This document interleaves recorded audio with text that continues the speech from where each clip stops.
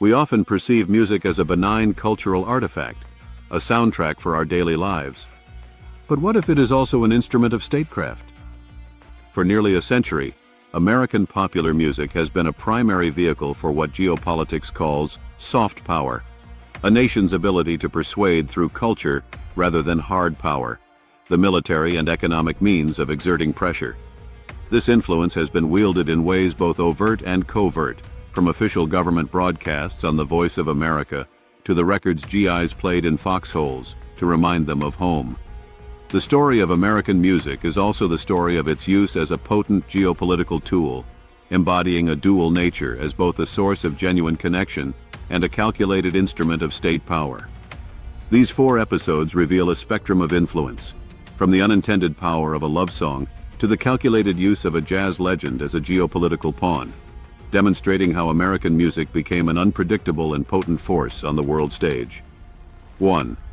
During WWII, America's most powerful war songs weren't about war at all. During World War II, the U.S. government and the songwriters of Tin Pan Alley produced a deluge of rousing, patriotic anthems designed to galvanize troops and civilians. But on the front lines, these militant songs largely failed to resonate. Soldiers overwhelmingly preferred sentimental love ballads and upbeat dance tunes from back home. This phenomenon represented a paradigm shift in what constituted effective war music, moving from state-produced propaganda to soldier-chosen anthems of personal hope. The reason was psychological. Songs about romance and normalcy offered a powerful form of escapism and a direct connection to the world soldiers were fighting to protect.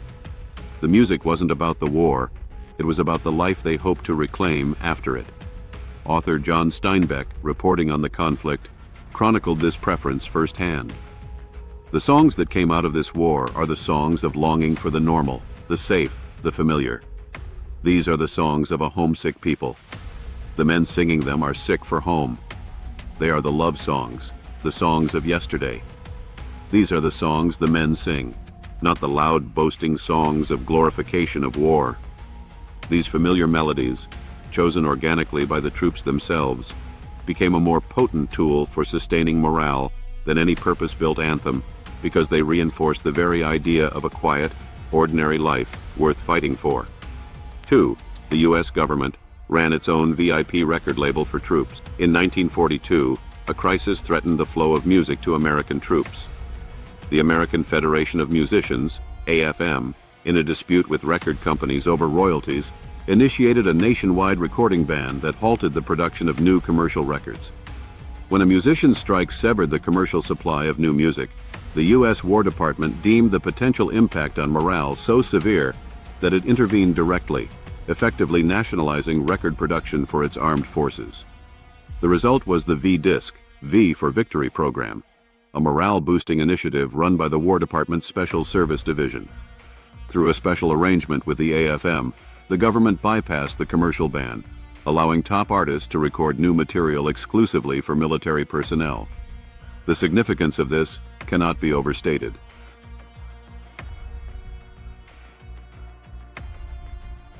The V-Disc program was, in effect, a state-run record label with an exclusive distribution network to troops deployed globally.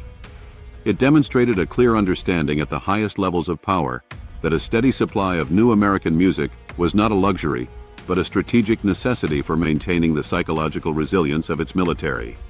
3. Your favorite jazz musician might have been a cover for the CIA. During the Cold War, the U.S. State Department deployed jazz musicians as cultural ambassadors to showcase American freedom and creativity. This was a quintessential soft power strategy. However, some of these missions served a dual purpose, escalating music's role from cultural diplomacy to an instrument of hard power, the use of direct military and economic pressure. The most striking example is Louis Armstrong's tour of the Congo in 1960. While Armstrong performed as a celebrated cultural envoy, the CIA allegedly used the cover of his visit to advance its operations in the mineral-rich Katanga province. This region was home to the Shinkolobwe mine, the primary source of uranium for America's atomic bombs, and a crucial asset in the Cold War nuclear arms race. As historian Susan Williams documented, Armstrong's presence provided a convenient front for agents operating in a strategically vital area. He was basically a Trojan horse for the CIA. He would have been horrified. This episode reveals the cynical duality of cultural diplomacy, where an instrument of artistic freedom was simultaneously deployed as a tool of geopolitical subterfuge. 4. American blues left for England and sparked a global invasion. In one of modern history's great cultural ironies, the most powerful wave of American musical influence in the 1960s was an art form America had largely marginalized.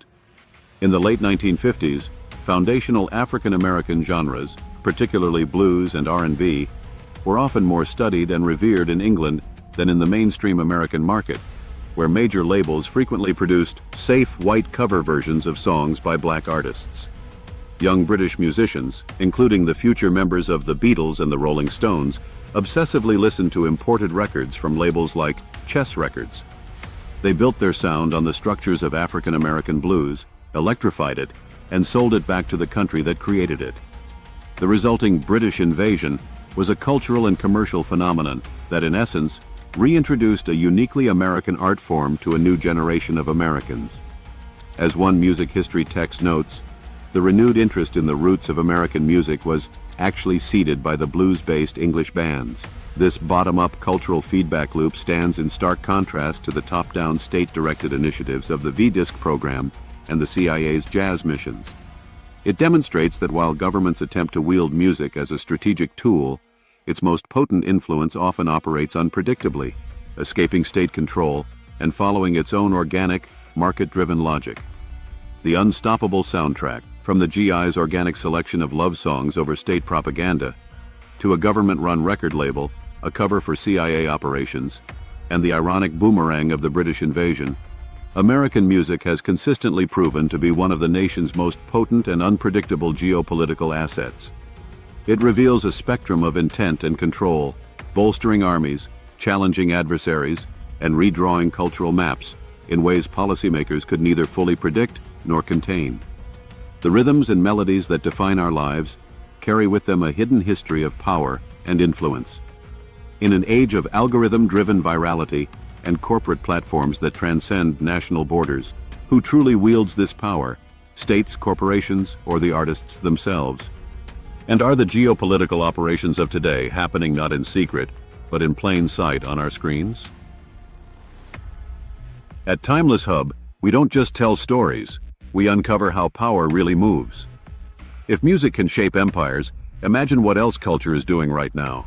Subscribe and stay ahead of the narrative.